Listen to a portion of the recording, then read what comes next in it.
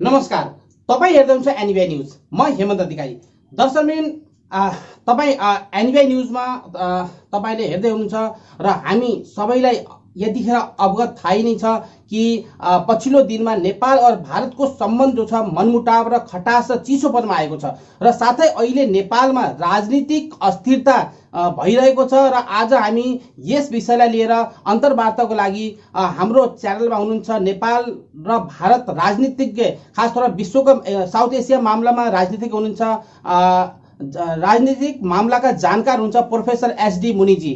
वहाँ जो छ वहाँसित परिचय तपाईहरु पहिले नै हुनुहुन्छ र वहाँ एसडी मुनिजी भारत के अन्तर्राष्ट्रिय मामलाकै जानकारको साथसाथमा जेएनयू के प्रोफेसर र पूर्व राजदूत पनि वहाँ हुनुहुन्थ्यो तथा अहिले हाम्रो एनबिआई न्यूजमा आएर तपाईलाई सन्देश दिँदै हुनुहुन्छ। एसडी मुनिजी, हाम्रो एनबिआई न्यूजमा तपाईलाई स्वागत छ। नमस्कार। नमस्कार। एसडी मुनिजी, पछिल्लो कुछ समयमा जो नेपाल र भारतको सम्बन्ध जो छ त्यो सुधारको प्रयासको बावजुद पनि नेपाल र भारत सम्बन्ध काफी बुरा असर पडिरहेको छ। यो विषयलाई तपाईले के भन्नुहुन्छ? ये सुधार तो अब हो रहा है ना पिछले कुछ महीने से।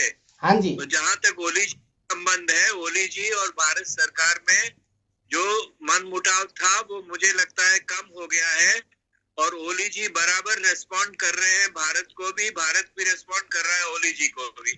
लेकिन जो राजनीतिक अस्थिरता नेपाल में आ गई है उसका जवाब तो नेपाल को ही देना पड़ेगा ना। बिल्कुल। ऐसा क्या कारण रहा है जो नेपाल और भारत का संबंध मनमुटाव होने के स्थिति आ गया? ऐसा क्या कारण है?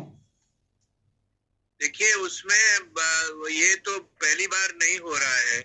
हाँ, भारत और नेपाल घनिष्ठ पड़ोसी है, इतने घनिष्ठ संबंध है कि उनमें कहीं न कहीं तनाव तो रहता ही है और हमेशा से रहा है, आज की बात नहीं है। लेकिन इस बार जो खास तौर से वो बॉर्डर का मुद्दा था, उसको काला पानी के इश्यू पे ओली जी बहुत जरा आगे बढ़ गए और उसमें उन्होंने भारत से कोई सलाह मशविरा नहीं किया। भारत ने अपनी बातचीत को कोविड की वजह से बंद रखा तो उसका असर उन्होंने अलग लेकर नया नक्शा बना दिया, उसको संवैधानिक सपोर्ट दिया, जबकि भारत समझता है कि वो इलाका भारत का है। तो ये डिस्प्यूट का मामला था, बातचीत चल रही थी दोनों में और अचानक से इस कदर स्टैंड लेने से फिर उन्होंने उसमें राष्ट्रवाद की बात लगा दी और ये लगाया कि नेपाली लोग, भारत जो है वो नेपाल के राष्ट्रवाद को चुनौती दे रहा है। तो राष्ट्रवाद से वहां आम जनता में ऐसा रोष पैदा कर दिया कि भारत कोई बहुत अच्छा पड़ोसी नहीं है और फिर चीन से उन्होंने संबंध भी बढ़ाए। तो ये सब बातें मिलाकर तनाव बढ़ गया। लेकिन अभी पिछले, जैसा मैंने कहा, कुछ महीनों से उस तनाव में काफी कमी आई है।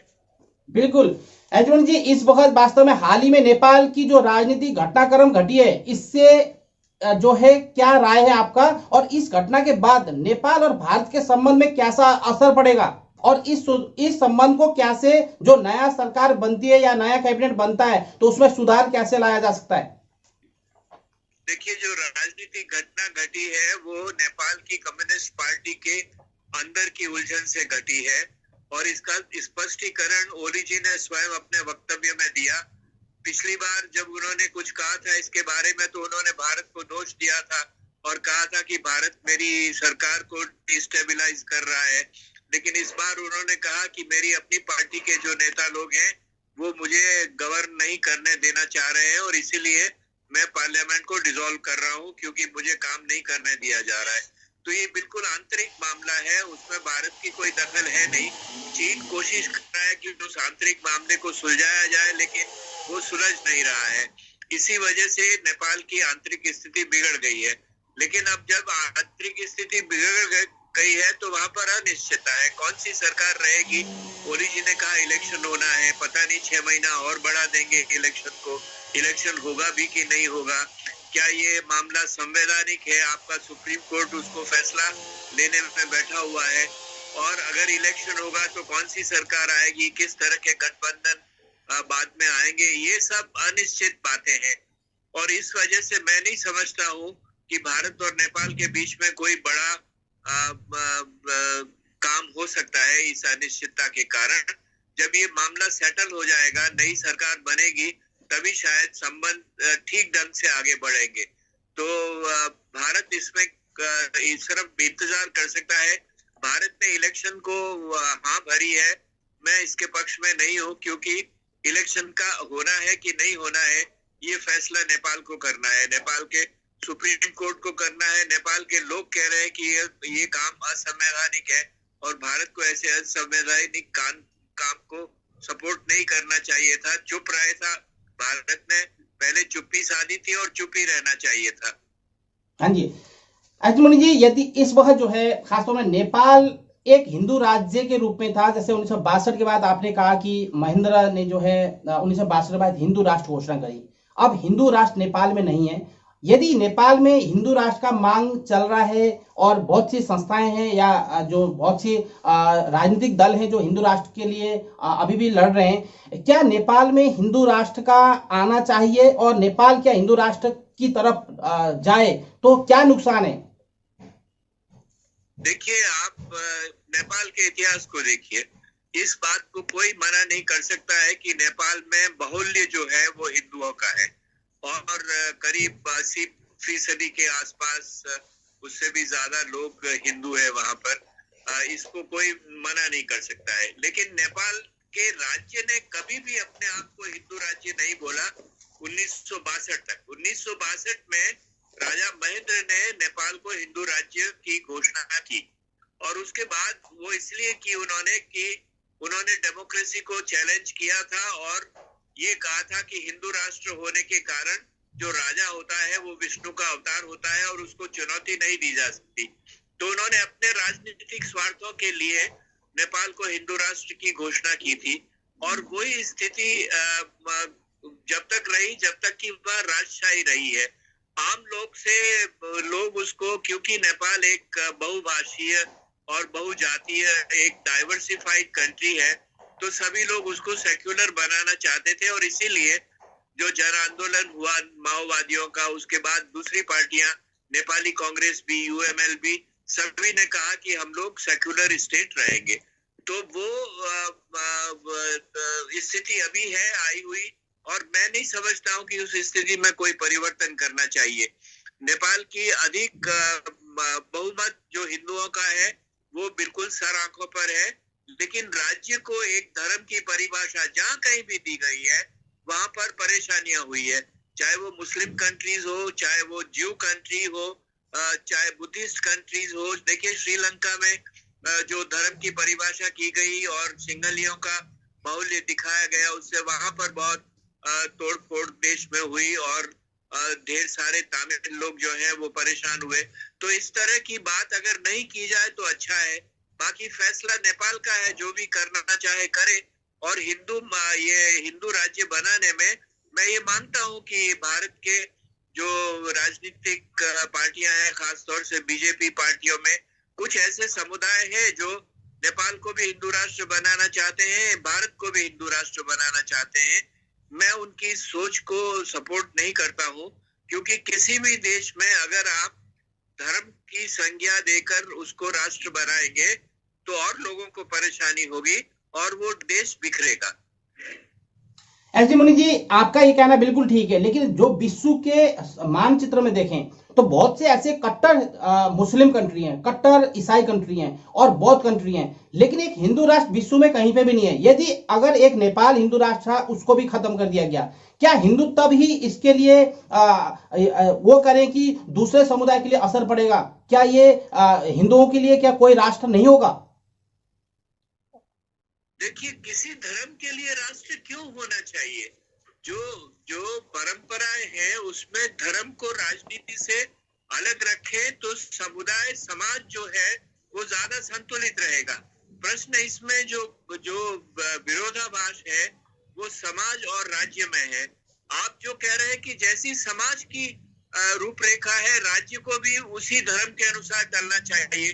तो जब भी एक धर्म को लेकर राष्ट्र बनाया जाएगा तो जो दूसरे धर्म के लोग हैं उस राष्ट्र में उनको परेशानी होगी, और अगर उनकी परेशानी हम नहीं सुनना चाहते हैं तो फिर कहीं न कहीं उसमें विवाद का आधार बना रहेगा। इसीलिए मेरी ये मान्यता है कि किसी भी राष्ट्र को, किसी भी देश को, किसी भी राजनीतिक संस्था को न धर्मीकरण करना चाहिए, न जातीयकरण करना चाहिए, न भाषाईकरण करना चाहिए, न क्षेत्रीयकरण करना चाहिए। कोई भी सेक्टेरियन बात उसमें लाना नहीं हो तो अच्छा होगा, ये मेरी मान्यता है। बिल्कुल, लोकतंत्र के हिसाब से यही भी होना चाहिए। लेकिन कम्युनिस्ट साम्यवाद और लोकतंत्र एक साथ संभव है क्या? नहीं, कम्युनिस्ट देखिए, सारे कम्युनिस्ट तो अब कौन सा कम्युनिस्ट देश रह गया मुझे ये बताइए। वो रूस भी पार्लियामेंट्री सिस्टम चलाता है, चीन अपने आप को कैपिटलिस्ट बना के बैठा हुआ है। कम्युनिस्ट राष्ट्र जो है वो सब के सब एक ये जो संसदीय प्रथा है उसमें आ गए हैं और डेमोक्रेसी को मानते हैं। कम्युनिस्ट भी पीपल्स डेमोक्रेसी तो मानते हैं ना, वो उनकी उनकी व्यवस्था थोड़ी अलग है, लेकिन कम्युनिस्ट डेमोक्रेसी को अगर नहीं मानेंगे तो उनकी जड़ें उखड़ेगी। भारत में भी उखड़ी है, मैं समझता हूँ अंत तो गत्वा नेपाल में भी उखड़ेगी, क्योंकि हर आदमी देखिए, सबसे बड़ा जो राजतंत्र था अभी तक थाईलैंड की क्या हालत है देखिए आप वहां पर।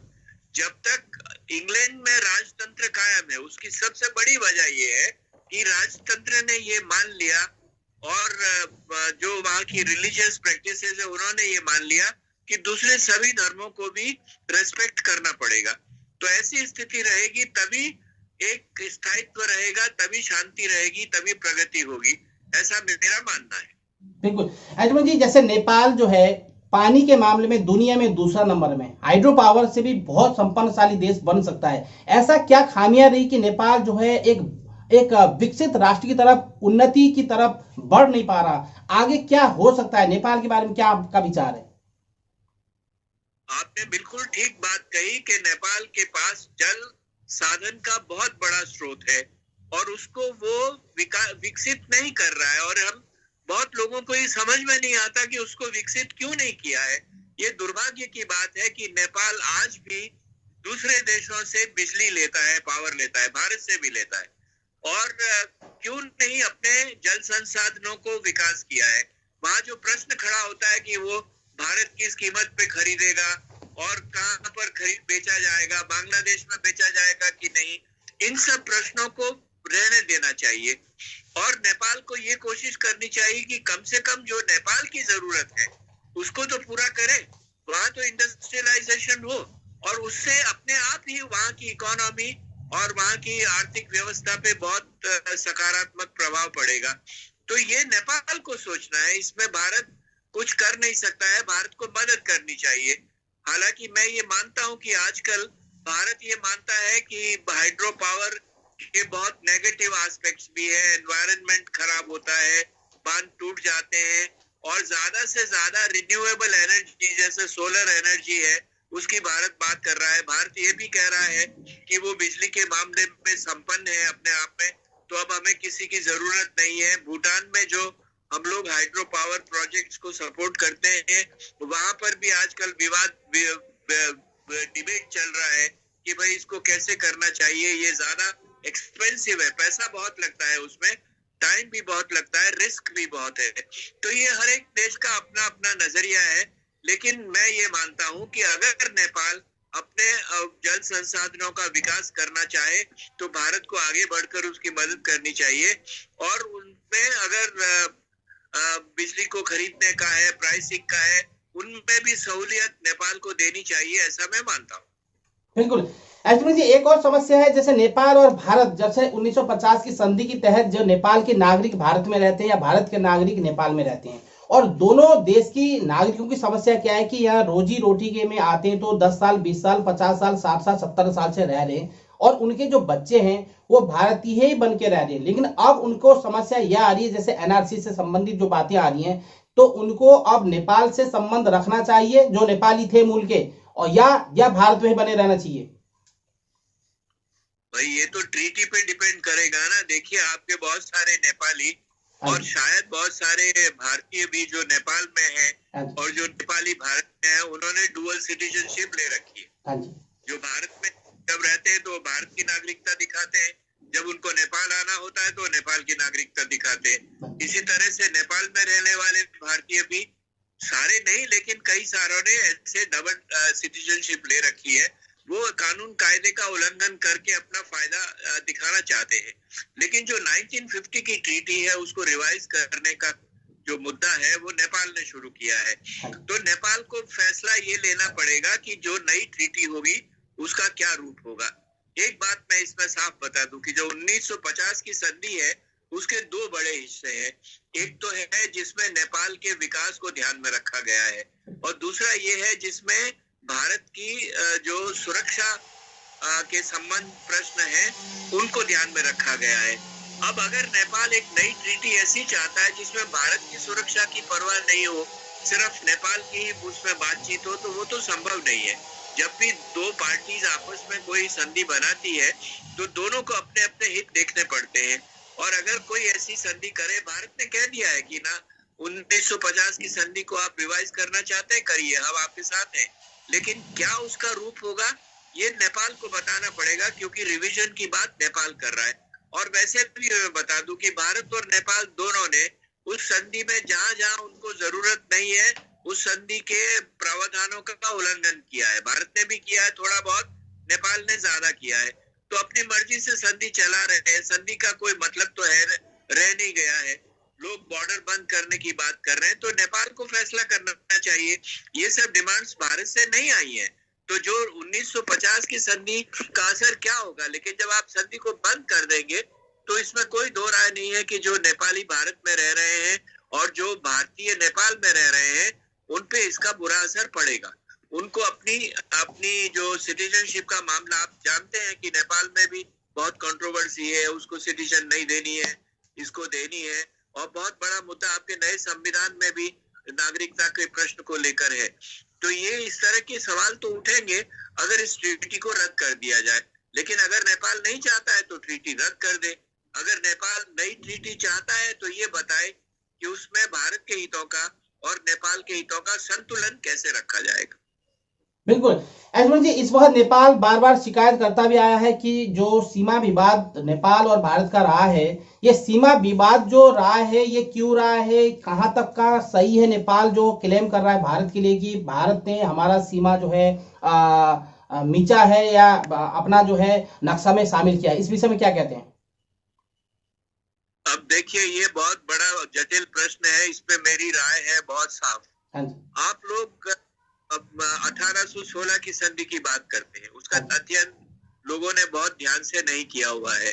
और 1816 की संधि से पहले क्या था? कैलाश मानसरोवर तो था ना। कैलाश मानसरोवर भारत का एक पिलग्रिमेज था ना, एक तीर्थ स्थान था। उसके लिए लोग जाते थे, भारत से नहीं जाते थे। आपकी और हमारी एक तरफ जब आप हिंदू संस्कृति की बात करते हैं तो आप सभी मानते हैं कि कैलाश मानसरोवर एक पूजनीय स्थान है जहां पर भारत जाता था, और अब वो चीन में है, तो इसी रास्ते से तो जाता था जिस रास्ते में बना हुआ है। उसके अलावा जो 1916 की ट्रीटी है उसके बाद में 200 वर्षों तक नेपाल को ये नींद नहीं खुली कि ये हिस्सा किसका है किसका नहीं है।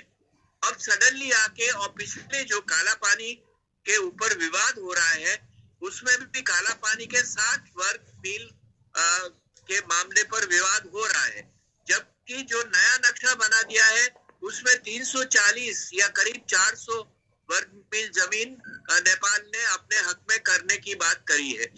तो ये अगर प्रमाण देखें, दोनों देशों को मिल के बैठना चाहिए।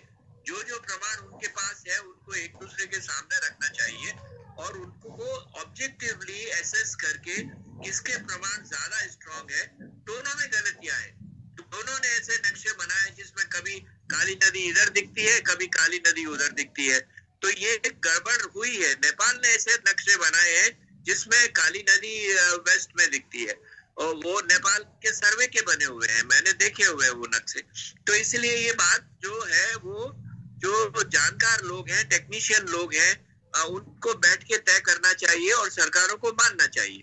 और अगर सरकार इन बातों को नहीं मानती है तो किसी विपक्ष को लेकर एक ऐसा समुदाय बना दे दोनों देशों का मिलाकर, या कोई सार्क कंट्री को बुलाकर बांग्लादेश को बुला ले, भूटान को बुला ले, श्रीलंका को बुला ले और उनसे कहे भाई हमारे पास ये प्रमाण है, आप उसका फैसला करो। जो वो बता दे वो मान ले। देखिए एक बात मैं आपको स्पष्ट कर देता हूँ कि भारत भूमि का भूखा नहीं है। भारत ने अपनी भूमि जो अपनी समझता था वो श्रीलंका को भी दी है कच्चा तीवू में। अभी बांग्लादेश में जो जल पानी का, जो टेरिटोरियल वाटर्स का और एक्सटेंडेड इकोनॉमिक जोन का फैसला हुआ, हमने अंतरराष्ट्रीय समुदाय से भी उसका फैसला करवाया और जो अंतरराष्ट्रीय समुदाय ने कहा हमने मान लिया। चीन ने नहीं माना। चीन आपके साथ अभी भी एवरेस्ट को नहीं मानता है, हमेशा कहता है नहीं ये कुछ हिस्सा हमारा है, कुछ हिस्सा तुम्हारा है। तो इस तरह की बात लोग भारत में नहीं की है, टेरिटोरियल नेशनलिज्म भारत में नहीं है। तो ये बात नेपाल को समझनी चाहिए और मैं ये बिल्कुल स्पष्ट रूप से मानता हूँ कि ये मुद्दा जो बिगड़ा है वो नेपाल ने जानबूझकर राजनीतिक फायदे के लिए, ओली जी ने अपने राजनीतिक फायदे के लिए। बिल्कुल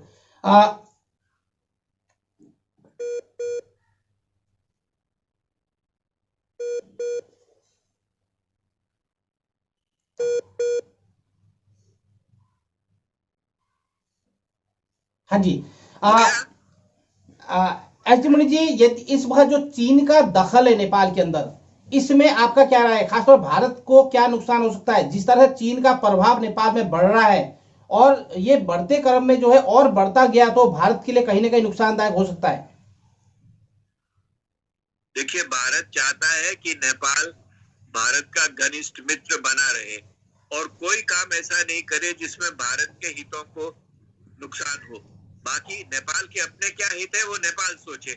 तो अगर नेपाल चीन के साथ अधिक घनिष्ठ संबंध बना के रखना चाहता है तो उसकी पूरी आजादी नेपाल को है, उसको कौन रोक सकता है? भारत कैसे रोक सकता है उसको?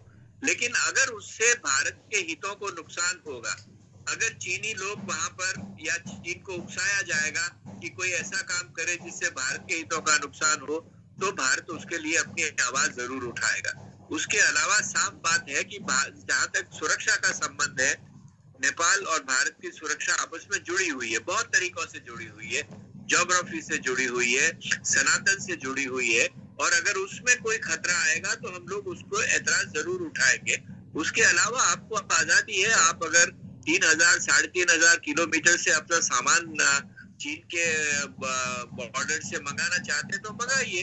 अगर उसमें आपको ज्यादा पेट्रोल खर्च करना होता है तो करिए, अगर उससे सामान की कीमत बढ़ती है तो बढ़ाइए। ये आपका फैसला है आर्थिक दृष्टिकोण से। लेकिन सुरक्षा के दृष्टिकोण से अगर चीन नेपाल का इस्तेमाल करके भारत की सुरक्षा को चुनौती देगा तो हम उसका एतराज जरूर करेंगे। बिल्कुल। एस डी मुनि जी, ऐसा क्या नौबत आई जैसे सीमा जो चाइना की तरफ, नेपाल जो चाइना की तरफ बढ़ता गया, ऐसा क्या कारण रहा है जो चाइना की तरफ? क्योंकि पहले ऐसा चाइना आज से लेकर 30 साल पहले तक अगर देखें, 30-40 साल, तो चाइना का कहीं ऐसा था ही नहीं, एक तरफा भारत में ही था नेपाल का संबंध। तो ऐसा धीरे धीरे चाइना की तरफ बढ़ने का कारण क्या रहा है?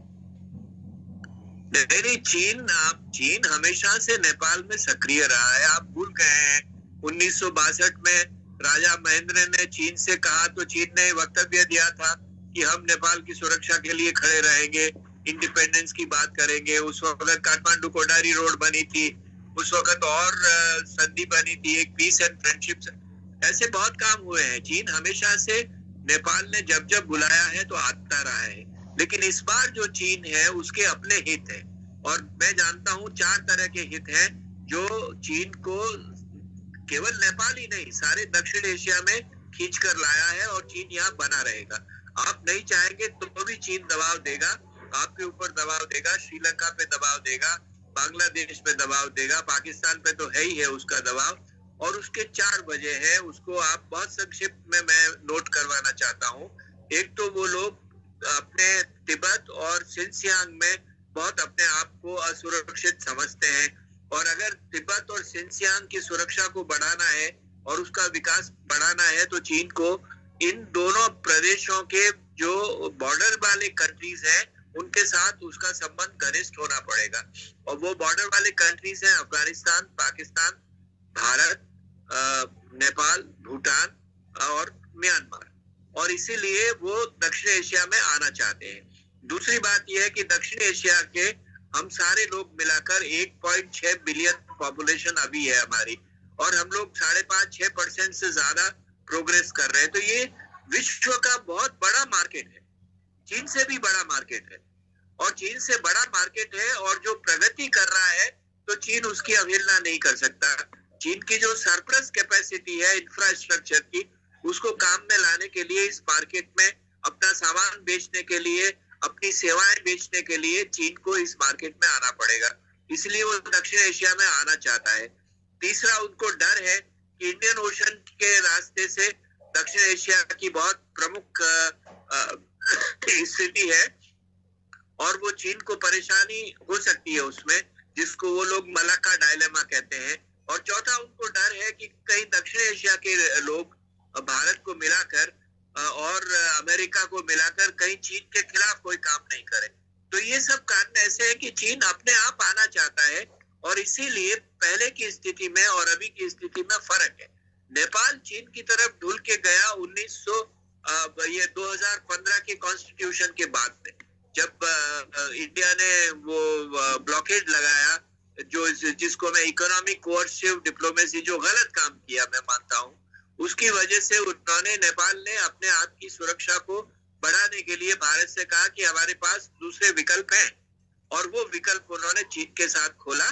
तब से वो संबंध और अधिक बढ़ गए हैं।